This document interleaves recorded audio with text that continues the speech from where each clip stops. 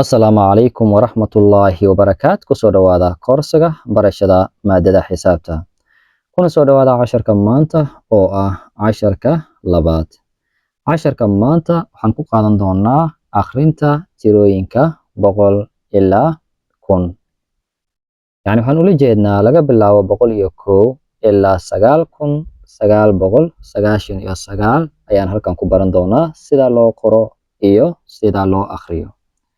Casharka markuu dhamaadana arday walba waxaan rajaynayaa in uu awood u yeelan doono in uu qori karo tirooyinkaas inta u dhaxaysa 100 ilaa 9999. Aan gudagalno casharkeena maanta. Intaan casharka maanta bilaabin waxaa laga maarmaan ah in casharkii hore aan isxasuusino.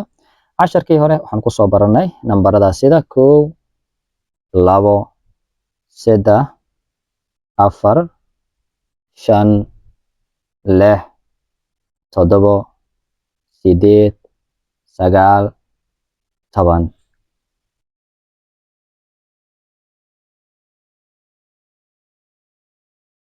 Sidoo kale waxaan soo baranay 10 20 30 40 50 60 70 80 iyo 90. Si lamid waxaan soo baranay 100 sida loo qoro. Marka casharkan iyo casharkan xiriir ayaa ka dhaxeeya sababta ayaan dib ugu laabtay. Aan gudagalno casharka maanta. Casharka waxaan ka bilaabaynaa 100 sababtoo ah 100 hore ayaan u soo baranay. Waxaa loo qoraa sidan. 200 ayaan baranaynaa waxaa loo qoraa 2 eber eber. 300 waxaa loo qoraa 3 eber eber. 400 waxaa loo qoraa 4 eber eber. 500 waxaa loo qoraa 5 eber eber. 600 waxaa loo qoraa 6 eber eber. 700 waxaa loo qoraa 7 eber eber. 800 waxaa loo qoraa 8 eber eber. 900 waxaa loo qoraa 9 eber eber. 1000 haddii aan eegnan waxaa loo qoraa 1 iyo 3 eber. Waan isla eegi doonaa ayadana. Ka waran haddii aan doonayo inaan qoro 101. 101 haddii aan doonayo inaan qoro marka hore waxaa laga maarmaan ah in aan garanayo sida loo qoro 100 oo aan halkan ku baranay. 100 waxaa loo qoraa 1 eber eber. Maadaama aan doonayo inaan ku darno kaliya 1 eberka dambe ayaan waxaan ku bedelaynaa kaliya 1. Waxaan leeyahay 101 100 iyo 1. Marka waxaa isbedelaya kaliya midka u dambeeya ilaa laga gaaro 109. Halka ayaan waxaan ku bedelaynaa 102 2 ayaan ku bedelaynaa 103 3 ayaan ku bedelaynaa 104 4 ayaan ku bedelaynaa 105 sidoo kale 106 107 108 109 110 ayaan u gudbaynaa laakiin waan arki doonaa haddii aan doonayo inaan qoro 200 iyo 2 waxaan leeyahay 2 eber eberkan ayaan waxaan ku bedelayaa 2 waa 200 iyo 2. 300 iyo 3 eberka u dambeeya baan bedelayaa 400 iyo 4. 500 iyo 5. 600 iyo 6. 700 iyo 7. 800 iyo 8. 900 iyo 9. Marka halkan waxaan u jeednaa ilaa laga gaaro 109 mise 909 waxaan kaliya raacinaynaa hal number.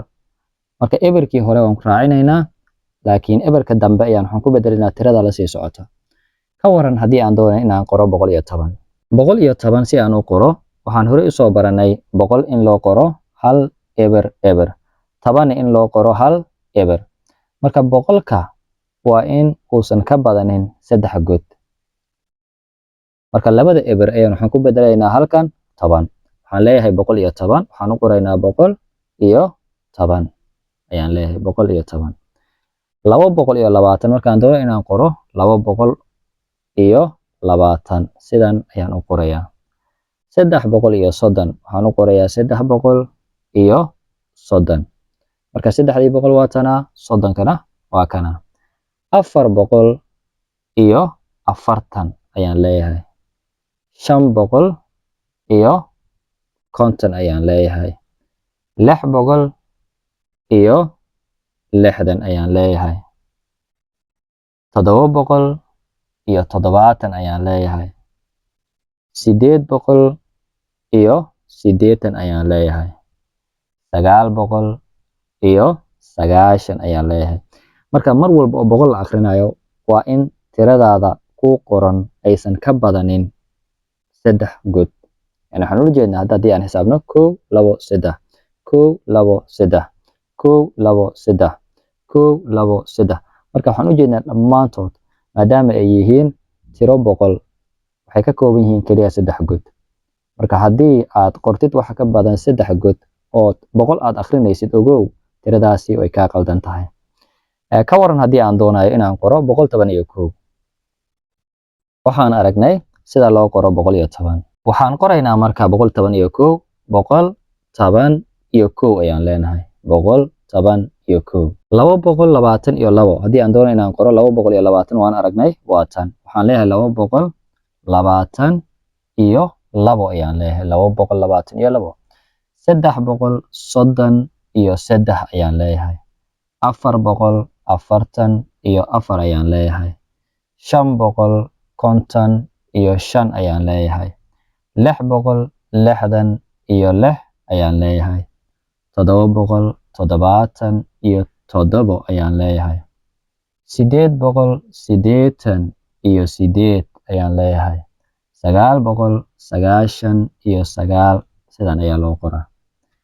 marka dhammaan tirooyinka kalena waa la mid.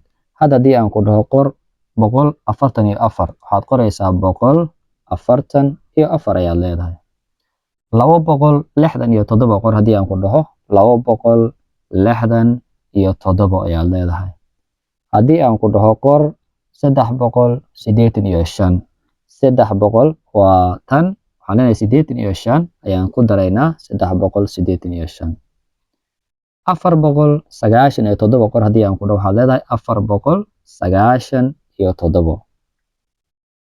532 qor haddii aan ku dhaho waxaad qoraysaa 532 haddii aan ku dhaho 674 qor haddii aan ku dhaho waxaad qoraysaa 674 wixii aad akhrinaysid baad qoraysaa 753 qor haddii aan ku dhaho waxaad leedahay 753